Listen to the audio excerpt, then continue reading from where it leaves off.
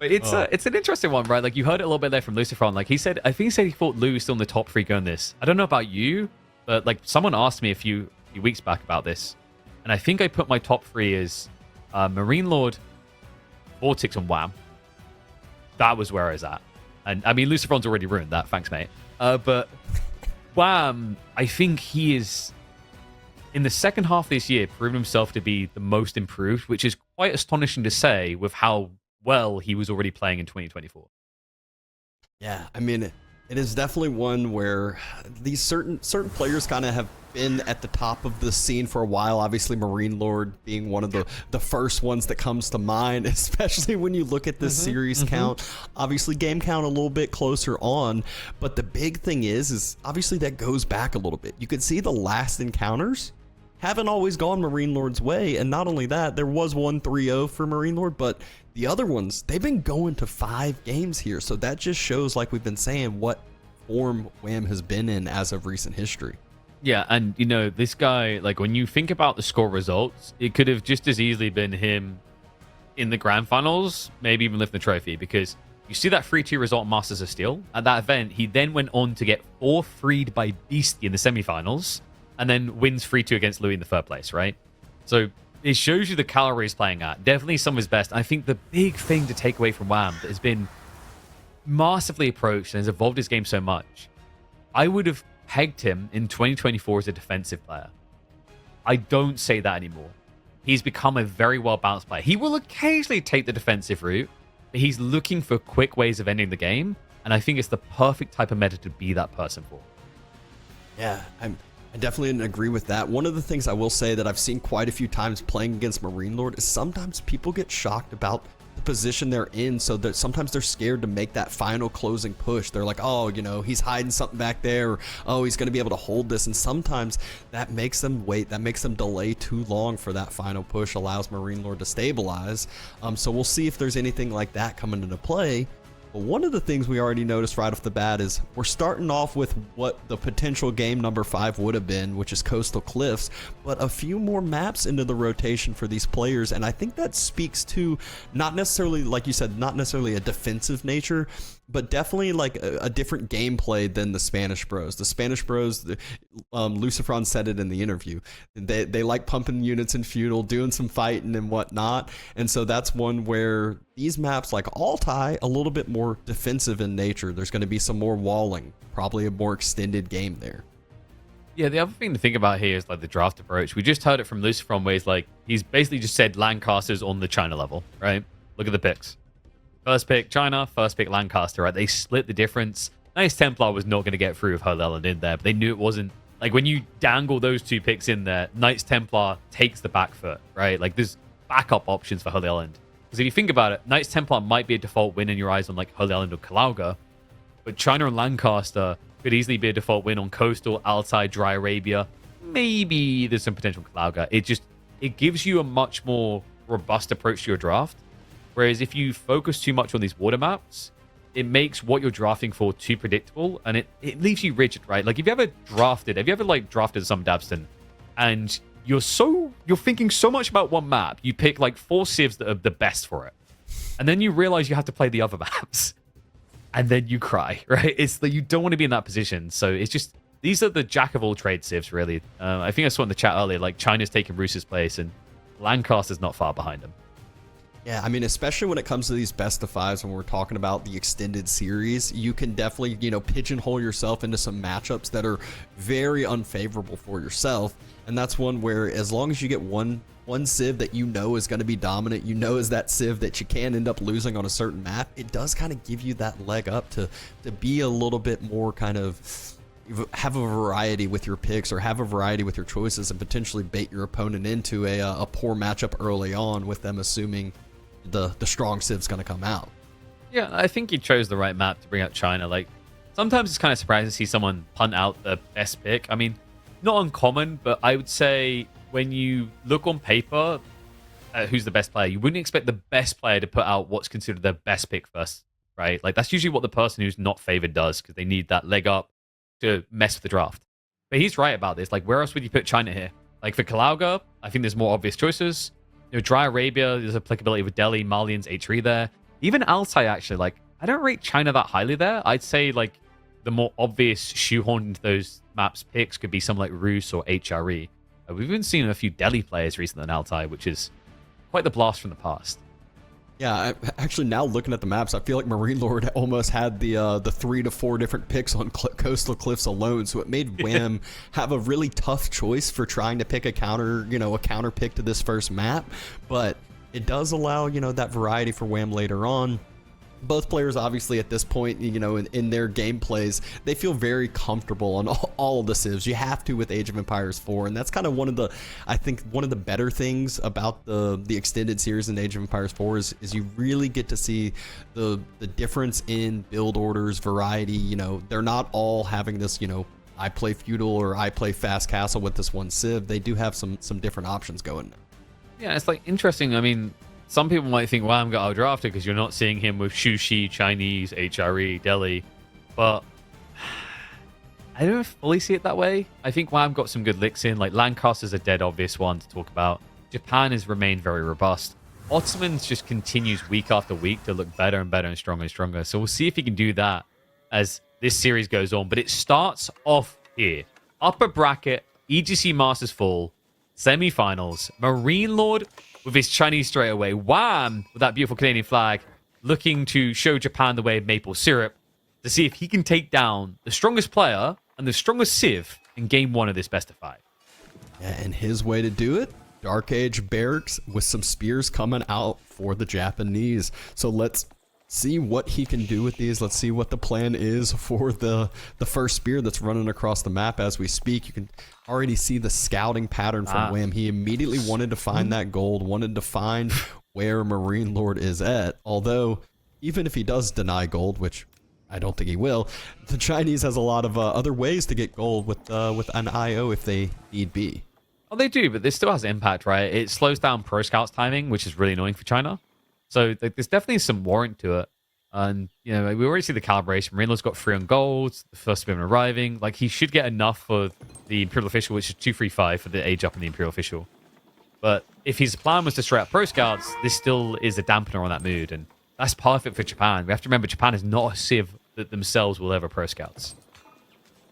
And I love the delay on pulling off. MarineLorD's just trying to get as much gold as possible. Second spear comes, and the villager took an awkward pathing. And this actually was pretty close to getting punished if we could have seen maybe a little bit more of a body block there. Second spear could have gotten an attack off. I tell you, you have to be so fast to react to this. Like, the pathing around gold in recent times has been atrocious. Historically, in Age of Empires, it's not a game well known for pathing around stone and gold. All of them have had their problems with it, is my understanding. So we're just on the same train ride, right? We're inheriting the flawed genes of our predecessors. But I will say that's probably the biggest complaint I've heard from pros over time. It's just always the pathing, whether it's villagers around gold or whether it's the clunky horsemen where they used to feel absolutely worthless because of how bad pathing was. It has come a little bit of a ways as far as the positive nature goes, especially with the horsemen go, but still there are some frustrations as we can see. Yeah, I mean, you see it when sometimes when units attack into the gold workers, like, they'll all be on the right side of the gold, and then one spearman will go in to attack the workers, and the rest of them go all the way around the gold. It's like, bro, we just get in, please. Just go in on top of them, behind them, kill them. Thank you. But Imperial Academy coming through, like, this is the way he'll be able to tax his way through to an eventual Pro Scouts if he chooses. Might be speed that we see 1 or 2 archer opening to clear the way to get Pro Scouts faster. Meanwhile, for Wham, it's the typical. Kura Styles coming through. Koka's just dead, man. I don't know. I think I want to see Koka change some way because it's just not... It's not meta. I don't think it'll ever be meta again on land as long as Dark Age Rax Rush openings are a thing. Yeah, no, I completely agree there, but it is more fun to watch at times than Kura's Storehouse. That's why I want it back. That is exactly true. One thing MarineLorD does have to worry about is if this location that Wham's focusing on does get denied, that's all of his gold. He would have to rely purely on Imperial official income because that is 1, 2, and the 3rd gold vein all near him, which is definitely a little bit of an unfortunate spawn. Obviously, there's positives and negatives to this. If he's able to secure this location, that's all the gold he needs for the foreseeable future. But Wham burns down that mining camp, decides he will probably just circle around, get some more vision, maybe leave the spear there. Yeah, I was about to say he should leave the spear there, at least see when MarineLorD tries to move out and sees if anything fishy's going on. It's a bit of a weird deer spawn as well, actually, now that I think about it. Like, your full steer left side. The way it spawned, like, north and south of that tree line means that, like, MarineLorD can eventually sneak deer in. I wouldn't be against the idea of just, like, 1 or 2 archers, and you play Barbican instead, though. Because if you look to the south of here, that board deer spawn is perfect for a Barbican play. There's so much food you could gain, and you wouldn't have to take this dragged risk of Pro Scouts instead. Yep, and we do see the archery range and the first 2 archers queued up for MarineLorD, so we'll force those spears on away and back on home.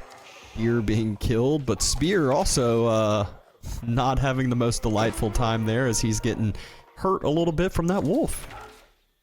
I think to help players know when they're being attacked by wolves and address it, we need to just do a licensing deal with who let the dogs out.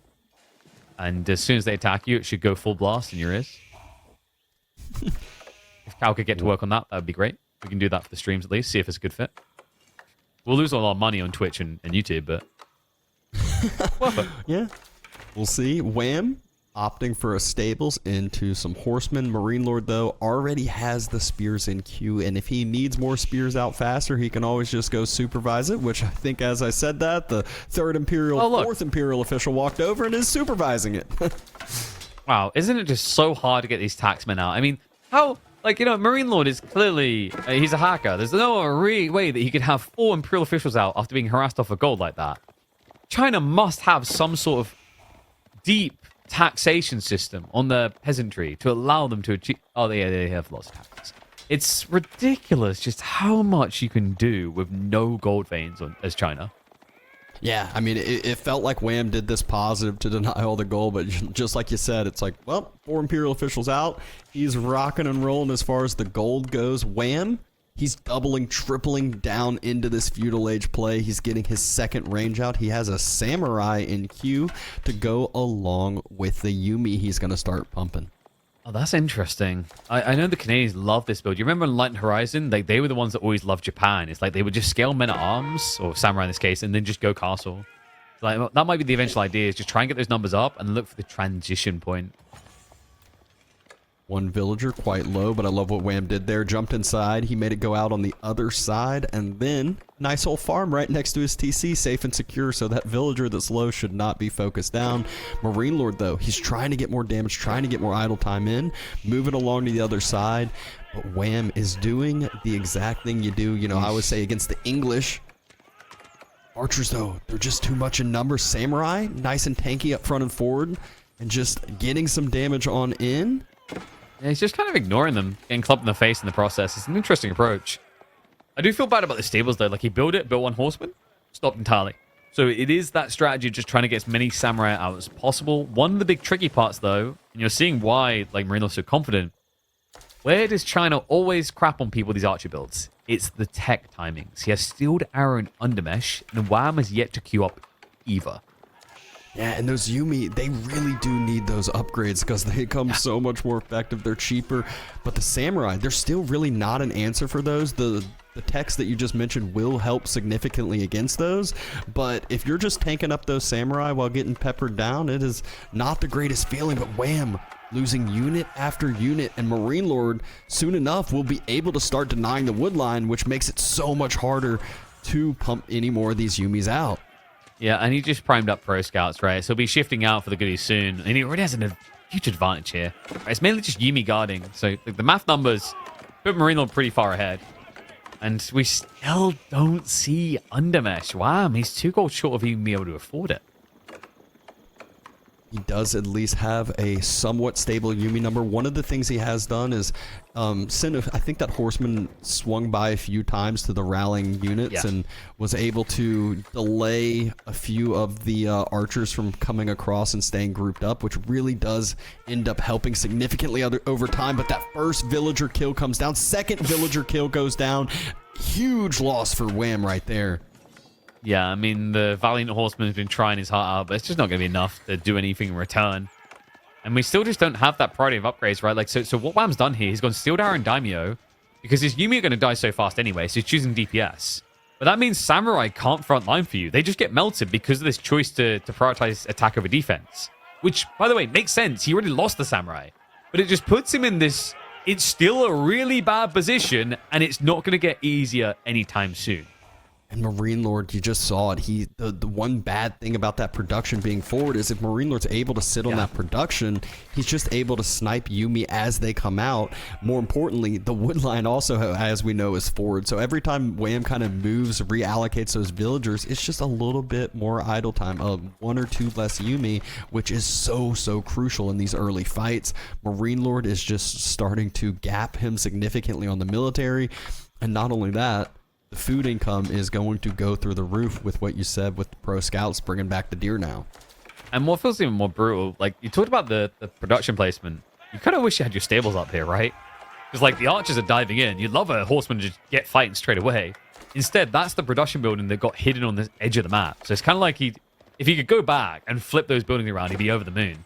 But it does just put him in a really shaky position. And the slowdown from MarineLorD temporarily is only because Pro Scouts is coming, right? And we know what happens with Pro Scouts. The income inflation is crazy. So Wham, he's got to be feeling it. Now seeing Horsemen arrive, that's got to be a confirmation that either MarineLorD's moved out in the ball or he's got Pro Scouts coming. And Wham is now on notice.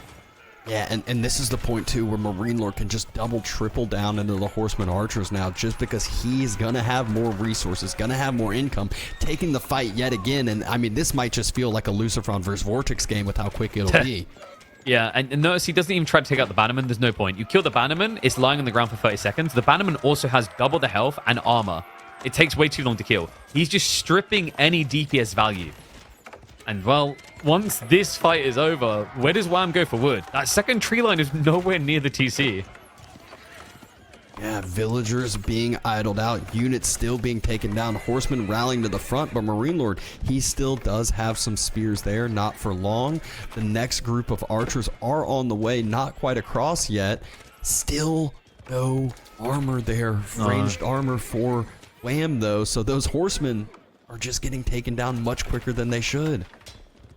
Yeah, and, you know, it's coming through now, finally. And it looks like an even fight, right? But this is defender's advantage. The key issue to look at is if you look up at the resources, like MarineLorD is always keeping a little bit in reserve. Like, look at the food income difference. MarineLorD may be slightly overextending now. Like, I'd love to see him just reset, and I think he's feeling it. Like, with a few horsemen trickling out, just back off a little, get a few ponies in, and then turn it. Every volley, though, just feels so much stronger for MarineLorD. The numbers feel so much stronger for him. Horsemen get taken down. The next few horsemen are still alive for MarineLorD. Meanwhile, Wham has nothing there to say for himself. One more samurai pops out, but is that going to be enough? Is that going to actually help him? Woodline also getting further and further out from the TC, further and further out from the Cura storehouse, which is the safe spot for the villagers. What's intriguing is the way that you approach these fights as well. Like, have you ever seen a player of archers so often just stay in melee range? He doesn't care, right? He just takes a hit from a samurai too, but he's worth it for the Yumi trade. Like, he understands that Japan wins this matchup by getting that Yumi count too high. Because then he'll always overkill them, but they'll always saturate with damage. So he's just keenly focused on keeping that element as small as possible, even if it affords him a loss of a few archers. But this is snowballing fast. Like, Wham, the numbers... It's at a point where, like, you never really know where you're at against China at this stage. You know what I mean? Like, how are they almost teching while doing this? It doesn't look at this press forward here. He moves him off the bannerman. He continues to push up. Doesn't care yet again, like you said about the horseman. Knows that spears are going to arrive. And now that archer count has gotten way out of hand. I saw 7 in queue a second ago. I mean, he's at the point where not only is he winning this fight, not only is he winning feudal, he's about to click up to castle while doing this. And that's where the GG will likely come out, right? Like, this is becoming an untenable position. And even if you thought you wanted to hang around for one fight, China gets veterancy so fast upon tech up that, like, it's impossible. So, Wham, like, the blessings upon him. The difficulty here is, like, if this fight was straight where the archers spawn, he might be able to get the double Bannerman overlap with the Yumi for a slight DPS buff, but it's just never happening. MarineLorD has just been methodical as always with this, and where are you all going? I was like, are the villagers pulling the shivs out and gonna come help or something? I felt like you might. And Imperial Palace actually just started to be built, but wham, he said he's already had enough of it. A first game, a quick one on Coastal Cliffs. MarineLorD, he just showed the power of the Chinese there. Just a non-stop onslaught while also having this just incredible economy behind it. Yeah, and you know, like when you look at the numbers, the bars make it seem like it's not that far apart until you like look a little bit closer, you're like, oh yeah, just like almost 5,000 extra resources gathered. And, you know, this was with the efficiency, the cost efficiency of Yuumi is incredible, but MarineLorD's methodical understanding around that bulk mass and stopping it coming online was crucial. Like, you have to think of Yuumi sometimes like Chuga new strats. They need numbers. Once they reach a certain mass, it just feels unstoppable. They never let it get anywhere near that phase. I mean, you saw it. Fights like this. Like, watch what he does. I'm just going to stand here. Samurais? I don't care. I'm just, like, more important that I get rid of your Yuumi than I avoid getting hit by Samurai. And this is one of those fights, too, where it definitely showed the value of the Chinese with the early techs, like you mentioned. If he didn't have that sealed arrow, those samurai would have been so much tankier, so much harder to kill on that front line, where the Yuumi actually would have potentially made a difference there. But instead, they were just getting dealt with like paper. And again, we just see MarineLorD tanking up melee hits to continue to thin out the Yuumi number. But like the takeaway, the grand takeaway is like when you look at it, he just ignores the samurai. He always ignores them, right? Because the idea is if the Yuumi count gets too low, Wham has to retreat. And the moment he does, he will lose the samurai because, like you said, they're not that tanky. And the other thought there is like these samurai are not cheap. They're 130 resources each. That drains you, man. It's like the balance point of like, oh, I've got this Yuumi that are cheaper, but now I'm building the premium unit as well. And the premium unit, if we're being totally fair, done nothing. It was worthless in these fights, right? And I don't blame Wham for building. He needed some sort of front line to try and distract. But it's just MarineLorD's read for it. It didn't seem like Wham stood a chance in that back and forth. Yeah, but that was just game number one. We saw last series that game number one does not tell you the full story. It is not the beginning of the end over there. Wham, like I said, hopefully has a memory of a goldfish over there, forgets about game one, moves on to game number two, and we will have the water map Holy Island for game number two. You're dead wrong there. You don't forget about game number one. You let it fester inside of you. You let it boil hate until you brew over and then show them NA pride, okay? But like, this is a crazy way of doing it. All right, NA pride is going to be shown by picking the English. Crazy. Lancaster, HR in Holy Island. Like, just think about that, right? Because Wham and Puppy Paw had that innovative Ibid build for Holy Island. He had Ibids. And MarineLorD has Shushi. Yet this is the way we go. I don't know if this would have been the expected outcome, but I am curious to see this clash because I feel like there's always a Shushi and Knights Templar, maybe sometimes even an English pick in there with one of these two when we go to the island. Yeah, I at the beginning of the series, I was guessing Zushi versus the Ubids on Holy Island, but I was dead wrong here, like you mentioned, and we'll hopefully see some innovative builds, see some differences of what's going on. We saw HRE play on Holy Island last series and did not go to fruition. We talked all about it, but here we are, game number two, MarineLorD with the HRE, Wham trying to tie up the series with House of Lancaster. An interesting type of spawn as well. We're going to get one of those 4 tree line spawns here on Holy Island. I think usually when you play like HRE, you kind of prefer just the full back because you get a fatter, wider tree line. It just makes the arcing choice obvious. Whereas with this spawn, you want to arc in the closer tree line, which is technically a smaller one long term. But I'm curious to see what Wham's going to be cooking with House of Lancaster. Like, this could actually be something like a spear rush type strategy because of the outpost rushing potential, right? You've got gold forward spawn, tree forward spawn. Instead, though, it is just going to be a classic focus of getting on the water. Not that food's necessarily a huge problem, but if MarineLorD wanted, he could try to get some of those deer pushed near to the wood line, because where he's going to end up placing the chapel should be able to get gold and wood potentially if he wants. Obviously, biggest priority is the wood line, but if you can get some deer in too, you might not complain about that. Yeah, it's a cute little detail down the line, right? You don't really think about it now. But I'm curious to see if like we'll be getting pressure first on land from HRE or Lancaster.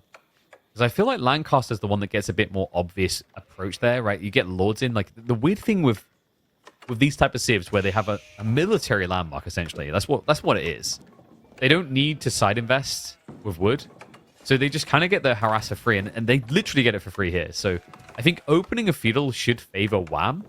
And that's an interesting thought, like maybe more so than what English does in some ways. The reason that's interesting is, yes, HE economy is strong, but what Lancaster aims for when they play water maps is no different than what English does to Abston. It's all about getting a small gap lead to go for that extra range tech that lets you win water for free. And that's one where we saw last game with the forward gold being an immediate kind of focus from Lucifron. Yeah. We'll see if Wham is going to be able to punish that forward gold as well. MarineLorD can obviously get an outpost up early, but every single little investment you have to put that's not on water is a chance that you could be losing water. MarineLorD's second dock already being dropped on his side, though. Yeah, I mean, with HE economy on a tree line, with an eventual arc, and you know you'll be able to afford this down the line. Free, actually, often is what we'll see. For Lancaster, I wonder if he maybe benefits from rushing the age a bit sooner. I like that he's doing this already, by the way, just to force the rotation of villages home. I wonder if MarineLorD's going to mirror it. And you mentioned him rushing the tech up faster. Obviously, he has 2 villagers on gold already. One more drop off of those, and he will have enough gold for the tech up. Has a bit more onto food as well, so definitely prioritizing a little bit of a quicker age up. MarineLorD moves across over to that gold now, knowing that he's going to start having that extra food income from the extra dock, from hopefully the extra fishing ships that'll have in a bit. Yeah, like getting that guy in soon is pretty nice. Like the Lord's going to be an absolute ball ache here, because if you look at MarineLorD's tree line and the way he's chopping it, quickly you'll just be able to find a spot where you can stand in the tree line with the Lord and be like, well, this is my home now. I hope you guys didn't want to eat here. But there it is, Abbey Kings with 6 as well, so trying for a very succinct timing here, while MarineLorD nowhere near ready for the age up. Soon enough, we will see if this pressure does end up paying off, if this quicker timing can, be that leg up of a difference. Obviously, MarineLorD already now has that extra fishing boat out, should have a few more by the time it comes age up timing. Yeah, and it's still only 1 dock, right? Like, I think he's going to get the second one set up now. Yeah, just a little bit further back. Should have enough time and then just walk home before you get clubbed to death. I think he's down to about 20 health now, actually. It might be tight. Yeah, it feels like it's never this tight. Yeah, there you go. He's like, all right, no. I don't like this. I need to make a swap on over here. He will be able to get back to TC before that villager does fall, as it might look quite close, but in reality, it's probably 10 more hits that it'll take to die. But eventually, there's the nice thing. That's now permanent. Oh wait, it's not permanent damage. Like, these are 2 annoying civs. You're like, well, I'll eventually get that guy. Nope. Just walking back the Abbey Kings. Kiss the boobies better. And even if you do it the other way, Atri also has that prelate to just top off the health bars. Double broad axe immediately focused for Wham. Obviously, very crucial upgrade when it comes to water maps. There's just so much wood investment at all times. Scouting.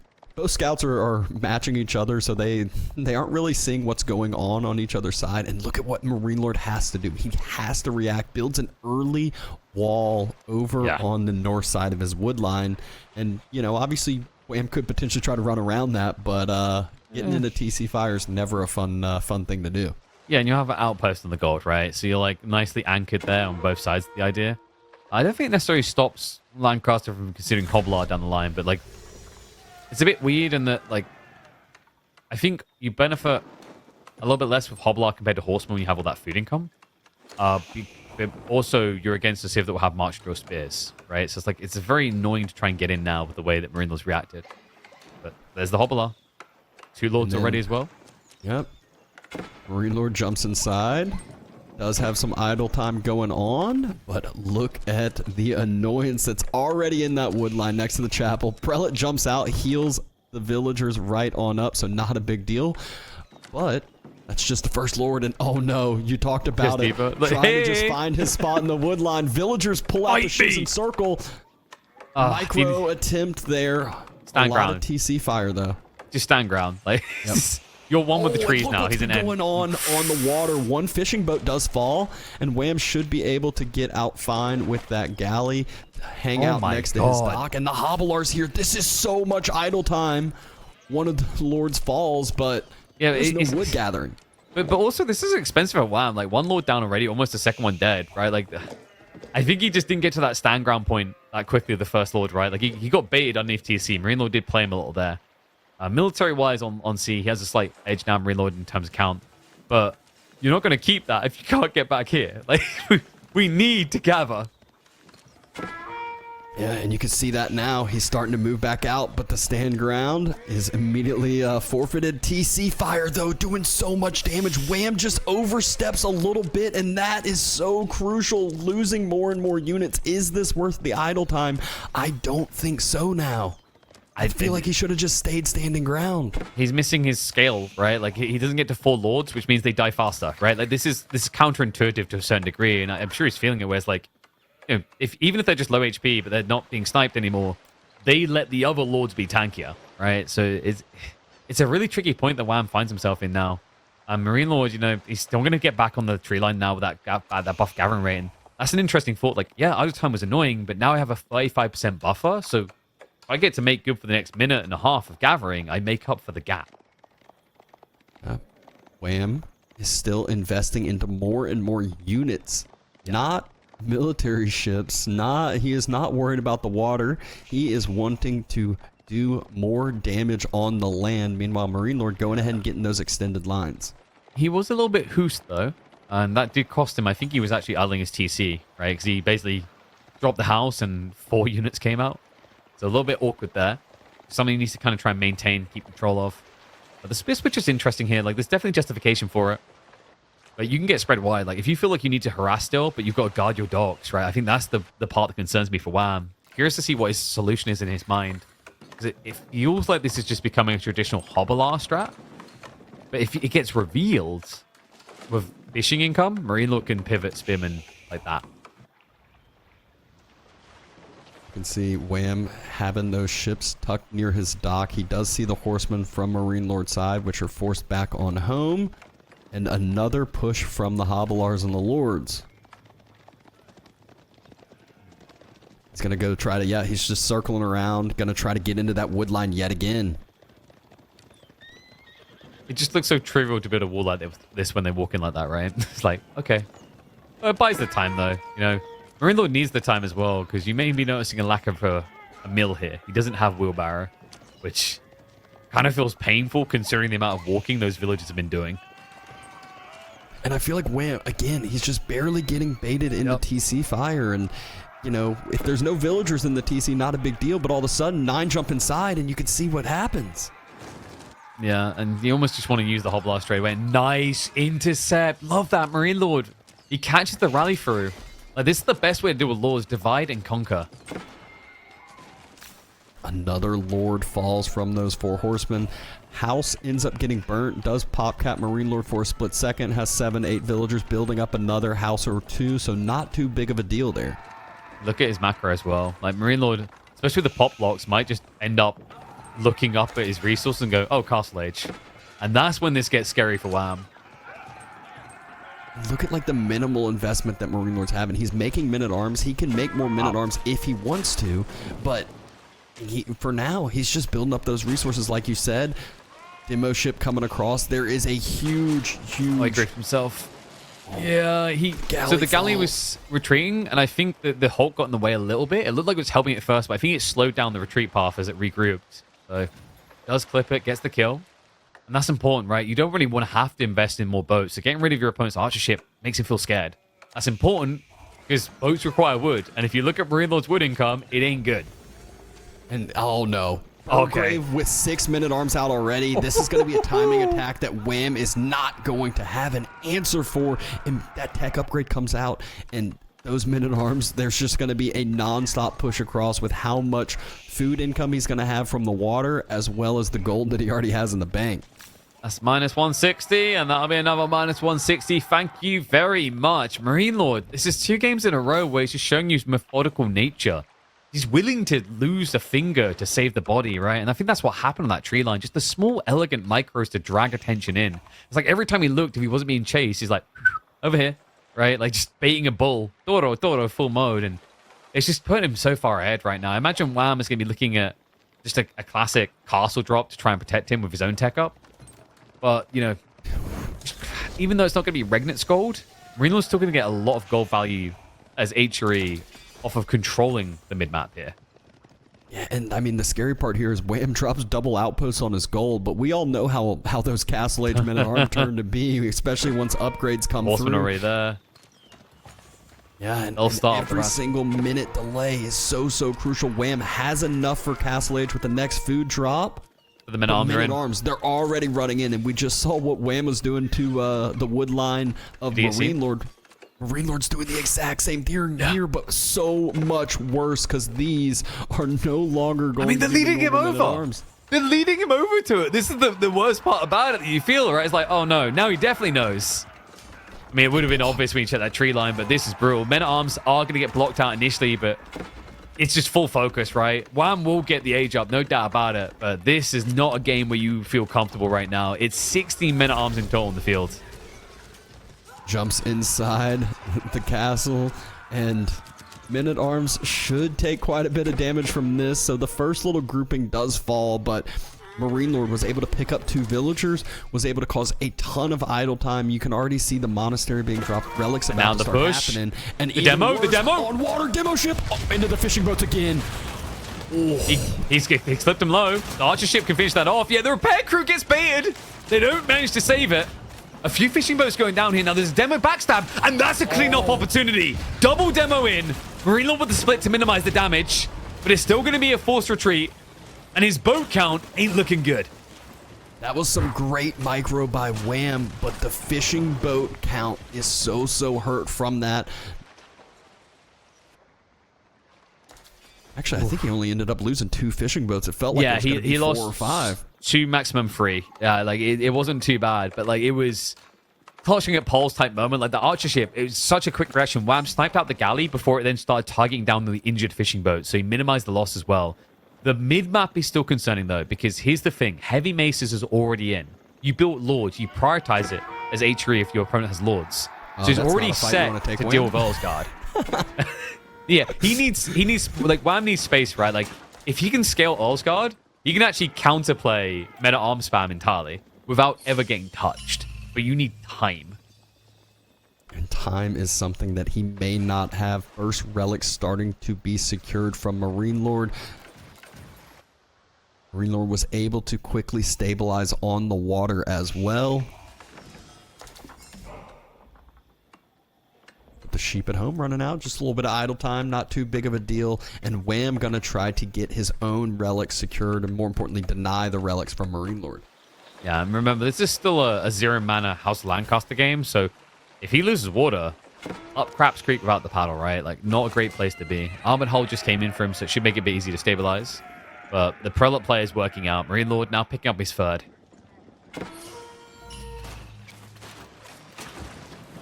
MarineLorD moving across the water. Wham sees the exact, boat count, needs to react in the correct way. Dude, does have a demo hiding, waiting, watching for the flank just like he did the last time. Did we ever get Admiralty from Wham? I don't think we did, right? He just got Armored Hulls, though. Okay, yeah, so that's... Did he get the Thrills? No, so no Admiralty. So he doesn't have range advantage, but he did choose Health, which I believe MarineLorD hasn't got any upgrades for his ships yet. Okay, he's got Spring on Cruise. Yeah. So this is more DPS versus tankiness. And a knight circling around for Wham over there, causing a little bit of idle time. Nothing too crazy. Game a lot more, I would say, stabilized than what it felt like it could have been there with MarineLorD's castle timing. This is nice from Wham, though. Going to Knights, you have Abbey of Kings, so you can just kind of circulate and have Poor Man's Chivalry play. And I think MarineLorD, it looks like the goal is Imperial, right? Like, the Burgrave did not hit the timing he was looking for, so now we're thinking backup plans here, like maybe a Schwabia and a land transition if necessary. Relic-wise, 4 secured. The only one not is in the furthest corner near Wham, so might be hard for MarineLorD to get that one, but if you're HRE sitting on 4 relics, obviously not a Regnant's HRE, but still feels very, very comfortable. You know what's missing from this game? Wham just got the armored hulls. He's got Admiralty. Walk the Lords over to the shore. Because then you get the 20% buff on your boats. I'm yet to see it, man. Like, we need some canal and rotation again, you know? Demo ship almost gets sniped out by the sprinkled ships because there are so many. Oh my god, could you imagine how hard it would be to kill demo ships with Lords buffing them? Oh. It's like you've seen on a Ram, right? Like a Ram gets 80 more health from the Lords. Jeez. You feel like you've got the predecessor to a clock tower at that point. It's ridiculous. And there goes the Swabia. This is one where right when it comes up, Wham will have to pull the trigger. He does have the army lead now, just by a few. Has some nice crossbows to counter out that men-at-arms mass. And so could potentially find himself a timing push here on land. 16 men-at-arms versus the mass that we're seeing right here is not a good fight for MarineLorD. New age begins. Wham's already moving across, but a sprinkled emplacement on the outpost, and I'm pretty sure that's fully connected and gonna have a nice emergency repair if needed. Yeah, it should be solid to go. We've got swivel cannons as a priority straight away from MarineLorD. Burn's gonna begin. If you know, like I love Vodka's observing, but what we really need to do is for him to tilt people more. If you're an HRE aficionado, you're really tilted by that Swabia placement, because that Archon is now terrible. And look at the Burgrave. Yep, look at the... Oh, God. Where did the farms go, Dabston? Where did the farms go? I mean, what farms? If you have water secured, you don't need any farms. Will he have water secure, though? I mean, Wham, he's pushing in. Emergency repair has been utilized. Swivel cannons almost up. Once the swivel cannons come into play, He's makes crazy. this fight on water a little bit different. Demo ship getting able to close the gap. Wait, but watch the swivels. Watch the swivels. You just walk away. Like, it's so trivial. Swivels are crazy. It's like, I don't need to aim anymore. The Swabia is being out though, as the men-at-arms dive in. But these swivel cannons, the DPS increase is insane. The fleet has already been wiped. He's got demos trickling in, but as long as MarineLorD doesn't just stand still, they should never be reaching. So water will be lost from Wham, but is this enough on land to actually deny Swabia, to actually cause this delay? Crossbows will slowly get whittled down from the Lords all of are the dying. units in the Swabia. Lords are dying as well. This looks like the beginning of the end. Once this mass clears up from Wham, might just be another surrender here, and a lead of 2-0 for MarineLorD. I don't know what the French national anthem is, but it must have a lot of drum and bass after the amount of booms I just heard on the water side. But it's going to be tears in the eyes of Wham here. The Lancastrians seem to have failed him. MarineLorD is now over 20 eco ahead. The dive has resorted to no success. And Wham is nowhere near an age up, and he has a very big problem on the way. Look at the size of this fleet. Just watch the swivel cannons. Like, hey, come on. You want to reach us? Oh, look at the galley. The galley's like, I got it. Oh, no. Oh, no. What do you mean you shoot cannons and I shoot arrows? This is lame. And he's even just pulling the fishing boats right now. Because it's auto-fire, right? So earlier on that would have been a cool thought, is if he had boats going in, he might have auto-aggroed onto them instead of the explosive ships. But I think swivel cannons is like a really big brain solution to explosive ships. It seems so obvious when you watch it like this. And the Swabia count just makes the villager graph, the economy graph, go crazy for MarineLorD. We literally saw it ticking up as the graph was shown there, and it's so hard to actually see that happen. An attempted dive onto the wood line that was expanded to MarineLorD, but this is just too little, too late. I really just feel like if those few units weren't thrown away early, this would have been a whole different game. But that's also a testament of MarineLorD and that micro in and out. He makes it look so easy. I don't know about you, but if you've ever had some villagers on the wood line that's right on the edge of TC, a lot of times I just find myself accidentally idling villagers for no reason. Yeah, you're like, just don't do it. Just don't go near them. But what he kept doing is kept walking nearby them to get them to follow, right? Like, he baited him. And so many Lords lost, but they're expensive, 160 each. They were dying so quickly to TC fire. They may be tanky in a brawl, but not in a dive like that. And, you know, you then think about the composure. Like, MarineLorD, it was Burgrave. But can we be totally real? It was a terrible Burgrave, like, in the end, right? Like, he didn't get much out of it because the white tower still went up. And he... instead of doing what we've seen in the past, where people like, I'm going to double down on Burgrave, he just stopped and went, there's still the age 4 landmark that's pretty good for eco-inflation. Pivoted, and now look at him. And I mean, the economy graph is just absolutely crazy now. MarineLorD, he'll lose these few men-at-arms, but this is the least of his worries. He could make the Wham could spam crossbows, and MarineLorD could only make men-at-arms for the rest of the game, and he'd probably still win. Pretty much. I mean, like, the men-at-arms, there's more to come, right? They'll eventually get elite army tactics, right? And then the one advantage your lords give you is just gone, right? I mean, Wham is trying, right? He's lost water entirely, which means he needs to do a full mana transition. We've seen Lancaster pull off crazier things, to be honest with you. And I can't believe I'm saying that when you look at how drastic the difference is between these two. Yeah, I just feel like usually when we're talking about the Lancasters coming back, it's not quite the same position here that we find themselves in. Usually there's manners involved. Usually there's some sort of economy boost to have, but there is none of that we can see from Wham.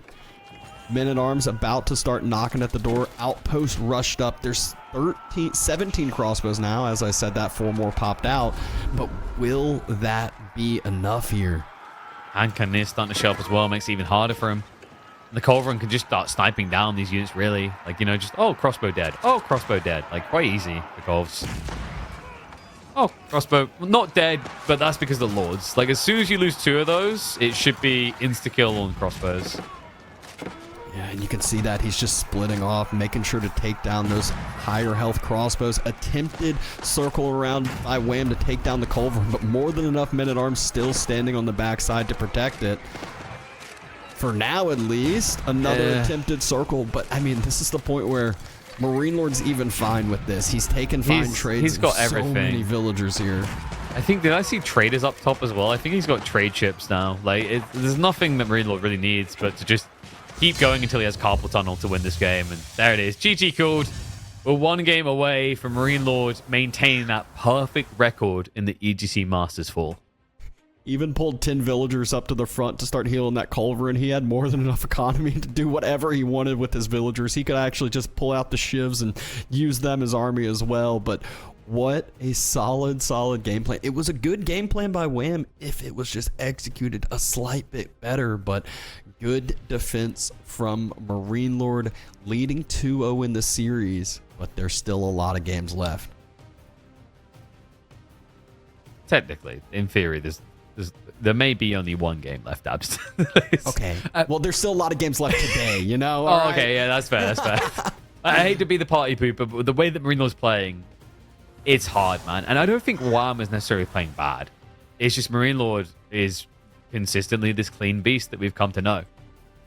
It's always been that way. Like, you know, there's been gaps here or there, but like MarineLorD has for the longest time kind of, you know, made his stamp, his mark. You know, the start of the year was the dicey part, right? We're like, MarineLorD can't win everything compared to 2024, but he's quickly just started to make up for it. Like, hey, this is my year again. And the one that's going to be curious at this rate, like Wham, I'd be impressed if he now pulls off the full recovery. But the other one I'm looking forward to is like Lucifron waiting for him in that upper bracket finals, right? Like after Lucifron 3-1 his bro, like I'm curious to see what he's got if he's finally fully back. Because Lucifron at his peak was one of those big blockers for a player like MarineLorD. Yeah, I mean, exciting series. And obviously you just said Lucifron waiting for MarineLorD, but we also got the other Spanish bro and the other NA bro waiting as well in the series after this. It's going to be Puppy Paw versus Vortex to follow if this is going to be a quick series here. At least 1 more game with it. We'll see which map Wham decides to choose. And the Civ map. Oh, it's over there on the left. Yeah, and it's going to be an Otto pick, which could be actually pretty good for Wham. Because like Shushi has some annoyances with Ottomans because you can't use repeater bows, right? Chuganu suck against Otto because of the meta. Plus Sapahi, like you've played Ottomans, right? Like anytime you play Ottomans at the moment, if someone gives you a reason to build Sapahi, you throw your headset off, you run around the room doing cartwheels, you jump back in your seat after being idle on your TC for 30 seconds, and you still feel good about your odds, you know? So it could be the map for it. Like I would probably expect Wham to scout or a dot placement from MarineLorD, and if that happens, like maybe Rax Rush and just try and deny him. Because on this type of map, you expect Shushi to want their fish, whereas Ottomans just want their map control.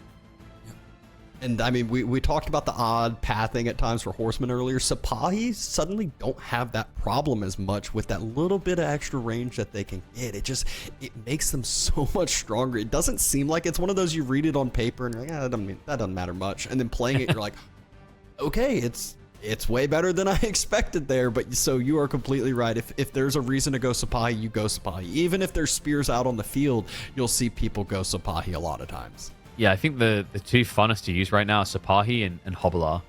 Because they Sipahi with the extra range feel fluid, but Hobilar have a quicker attack speed, so they also feel really fluid as you move them to attack. But let's see if Wham can move into attack mode here. He needs to strike back. MarineLorD 1 game away from booking a date with Lucifron in the upper bracket finals. Can the Canadian clutch up and begin a miracle recovery arc? Let's see if the Ottomans have got it. Because MarineLorD is whipping out those Shushi for Kalauga.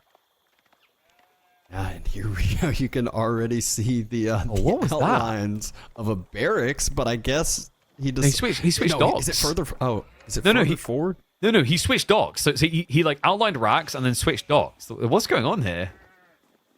What did he see that he didn't like? And what if it's one of those, bait mind plans? games? Yeah. Yeah, did MarineLorD scout out while he's building the barracks, run on by, then he cancels it and goes and builds a dock? It could be. It might be working, right? Like, he hasn't gone for a dock himself. He's just, being chilling, Yeah, with this circle bag, MarineLorD will have the knowledge, will have the information that he needs.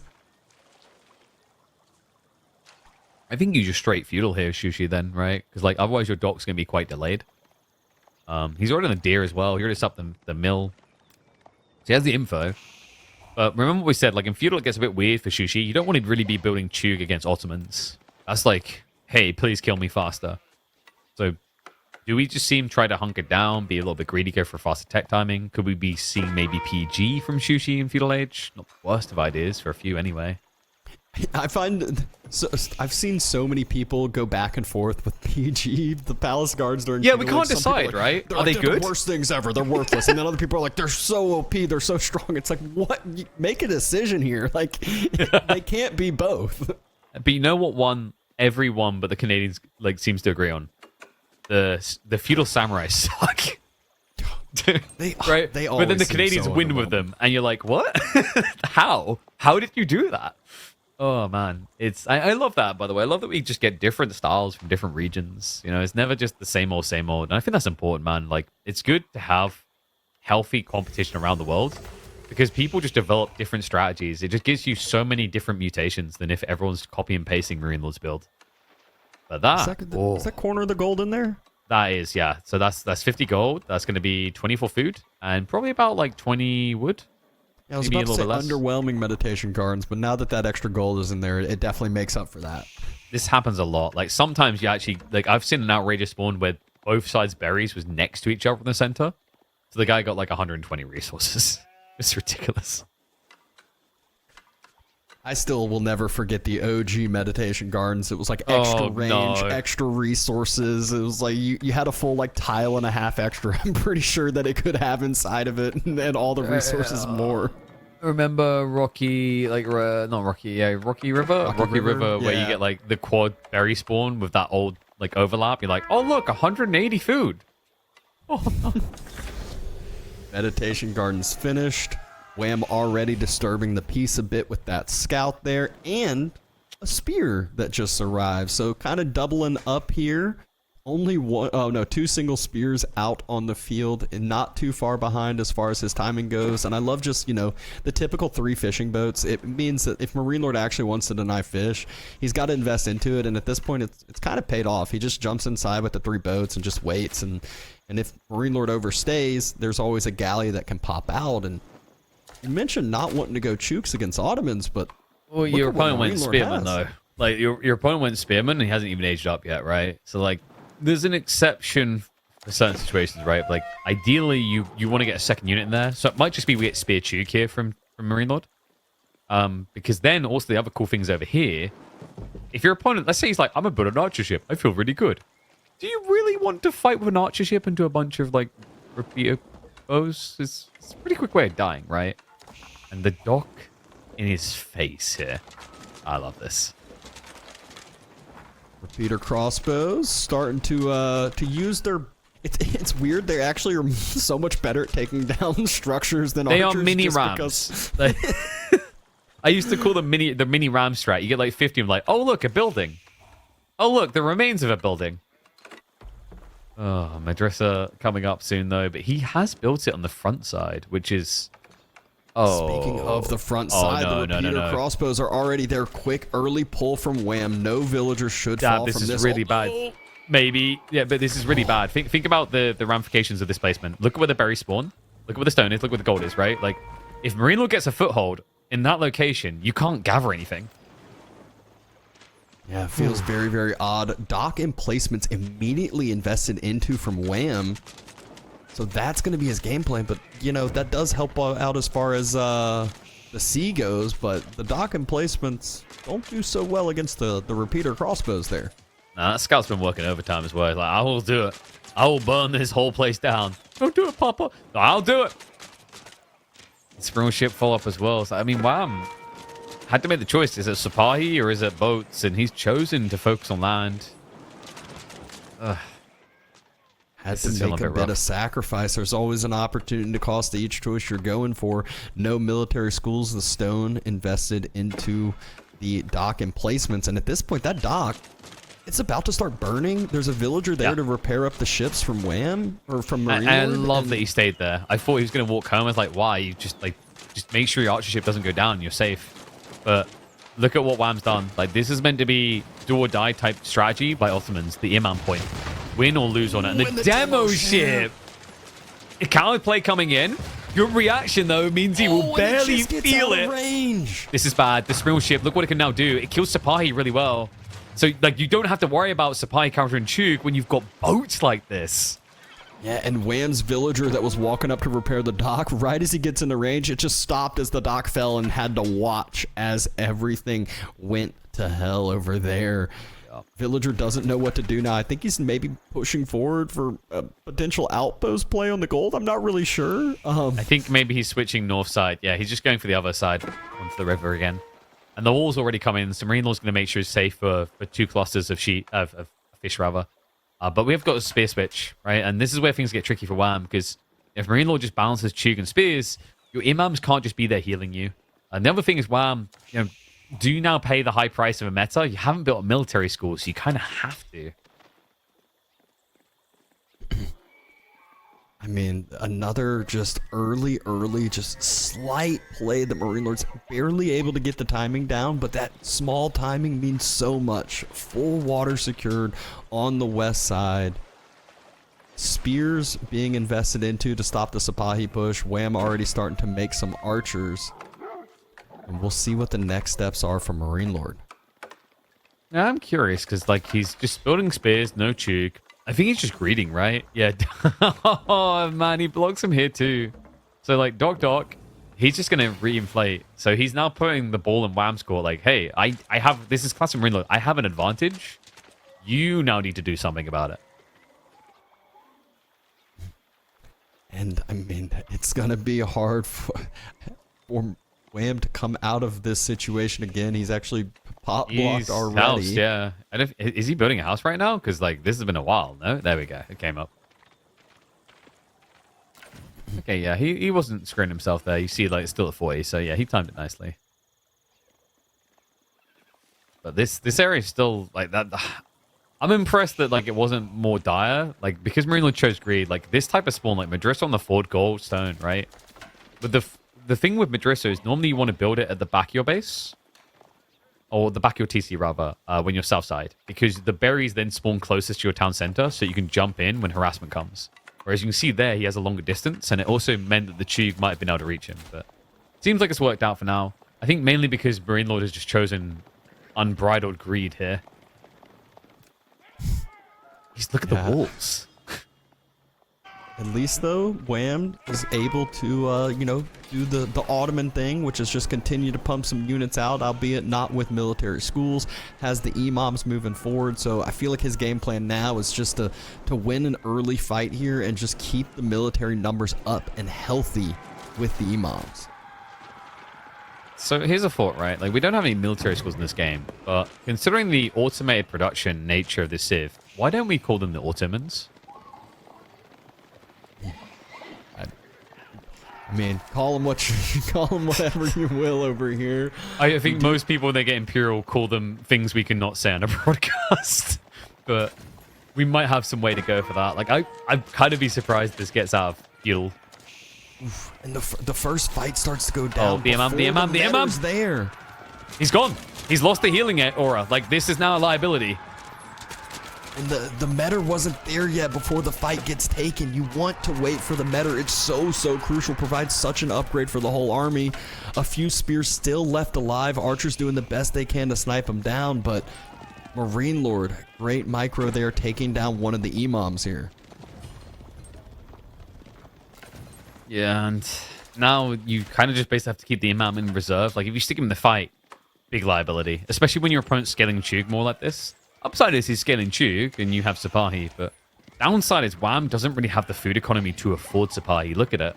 800 food income versus 450. And it's not even just the food. I looked a second ago, MarineLorD was actually up income on every single resource that he was gathering, and actually even still is that way right now. So has more food income, more wood income, and more gold income. That is a situation you are happy to find yourself in. Oh wow, what a surprise. MarineLorD is ahead. We haven't seen this series so far, right? But if there's any Civ that has like the feudal chops to fight back, right? Like, this is, of all the ones Wham's had in the state of the games he's had, like, this is the one. We have even got he went Akinji. He's all in on this.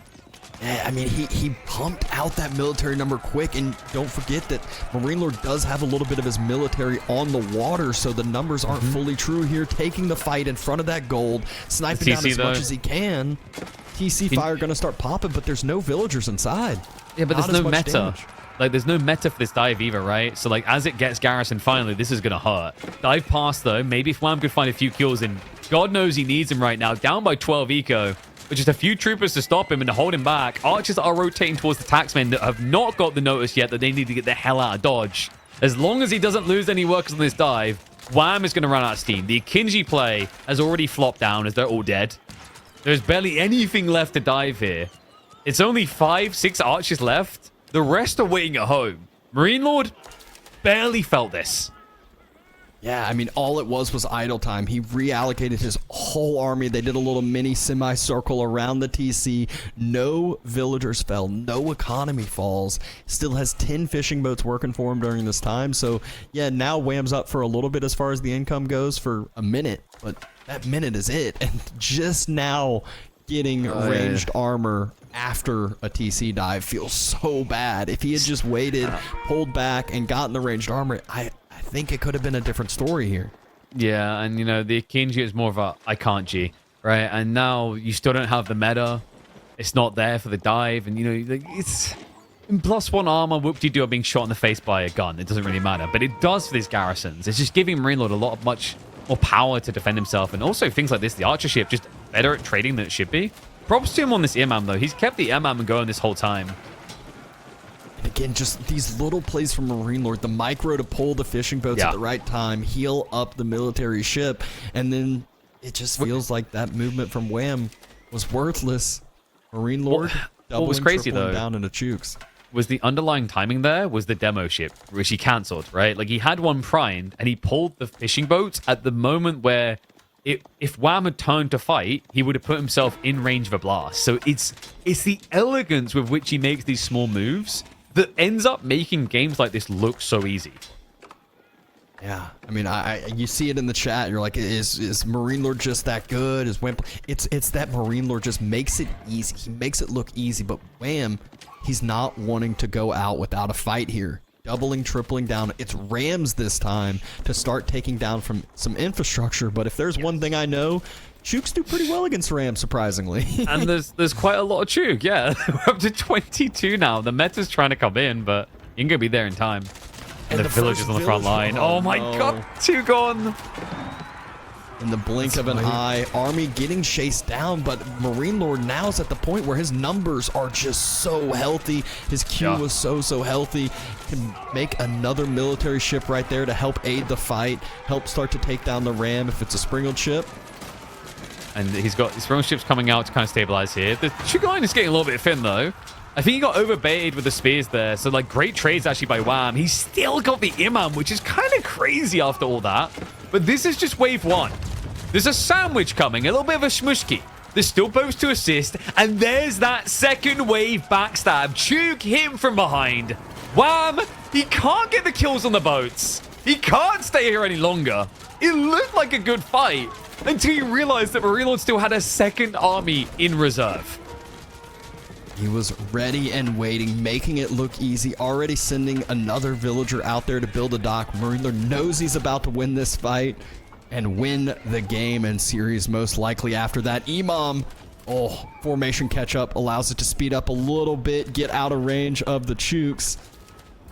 But now, MarineLorD's moving across the map, and there it is. GG gets called. A 3-0 series by MarineLorD, making it look just so easy with the plays he made.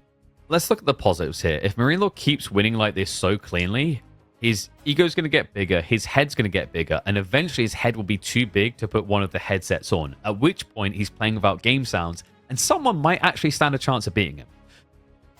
Maybe that someone will be Lucifron, but it definitely won't be the Canadian here. That puts Wham in a brutal lower bracket situation where he'll face off against Anatan. Anatan, who I think most people can agree is definitely no slouch. Whereas MarineLorD cruising all the way through, not a single game dropped this entire event.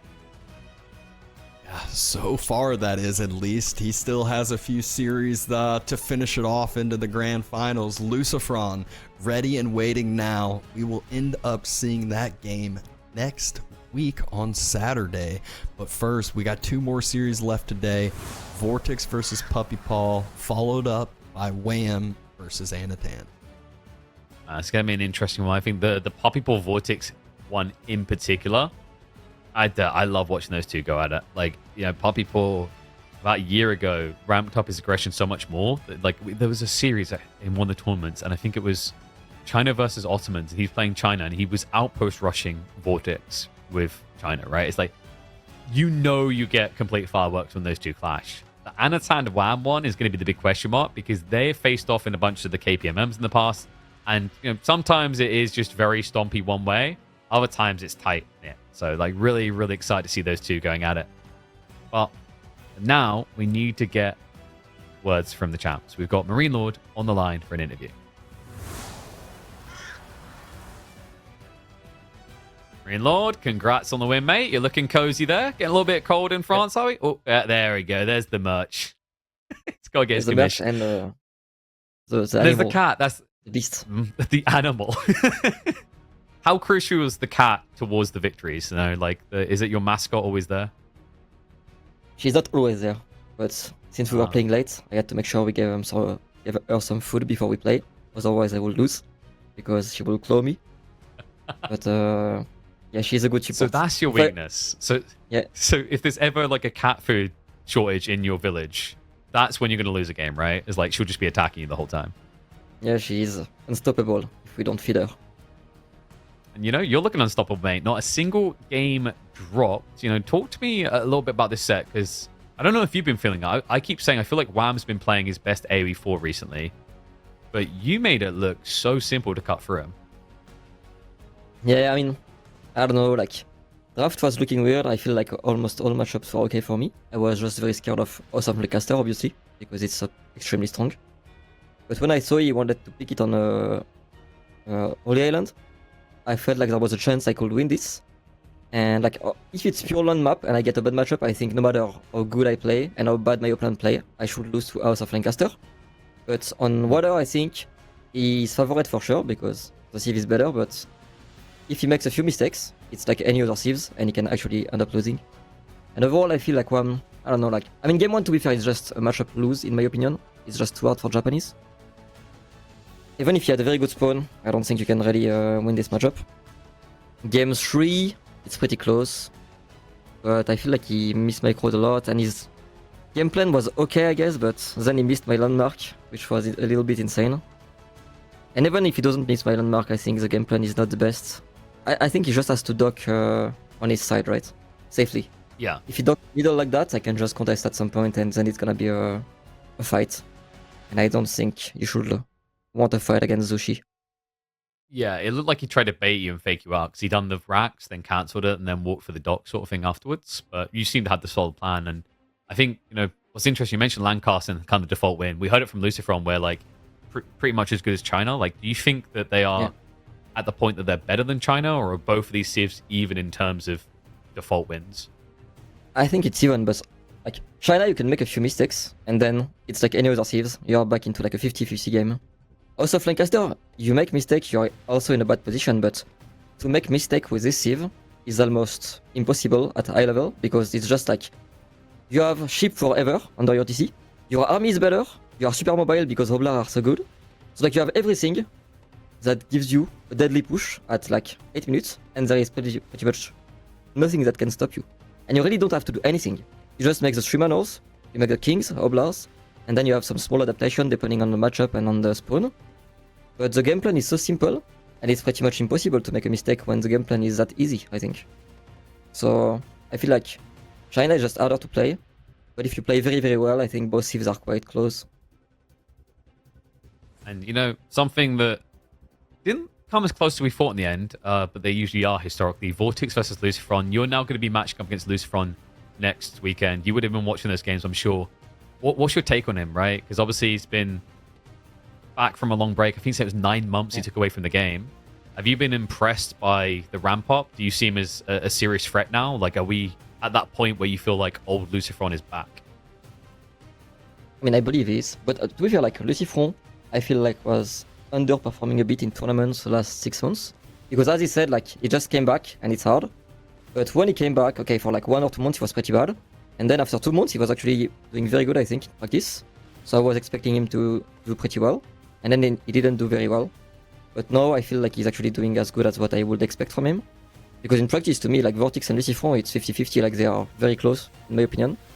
So, and Vortex seems to be performing very well, Lucifron not so well until now. So, I mean, I'm not surprised, honestly. I told Anoton was mad to lose to Lucifron, but I was like, man, he's really good. You just underestimate him because he has not been doing very well. But yeah, he's very strong. And do you think your boy Anatan's going to be the one to eventually come through that lower bracket? Like, who have you got pegged to be there in the lower bracket finals? Oh, I have no clue, honestly. I think it's extremely close between almost everyone. I think people, I mean, Vortex is very good, obviously, but I think in this format, where like you can really prepare for people, he's not as insane. Like if you tell me tomorrow we play ladder match and I don't know who I'm playing, and I meet Vortex, I think I'm way more likely to lose to him than if I know I'm gonna play him and I'm gonna like face him in a tournament. I think he's very strong and he's very dangerous, but if you really know it's him and you know his draft and you know everything, I think he's not as dangerous. So I think 50-50 against Pepipo. And another Wham, I have no clue. I feel like Wham, he played pretty bad here, I think. The draft was not the best too, so I'm not sure like if he can recover or not. He has some hours to like chill a bit and think about how to beat Anoton. But if they play on the same level as what we've seen today and yesterday, I would say Wham is slightly favored. But at the same time, like Anoton played late yesterday, so it's hard to tell if he's actually like, I don't know, like against Beat was so bad. I think it was 2 clowns fighting. They played so bad, I think. But it was very fun to watch. That's the thing. I always say that about them. Is like, I don't know any other pair that you put into a match and it feels like you're just watching a show match for entertainment, right? Like it feels like they're just having fun, which I always love about those two. But mate, it's been fun to talk to you. Congrats on the win. You go and relax, chill out, enjoy the rest of the weekend, and I'm sure we'll talk again soon. See you.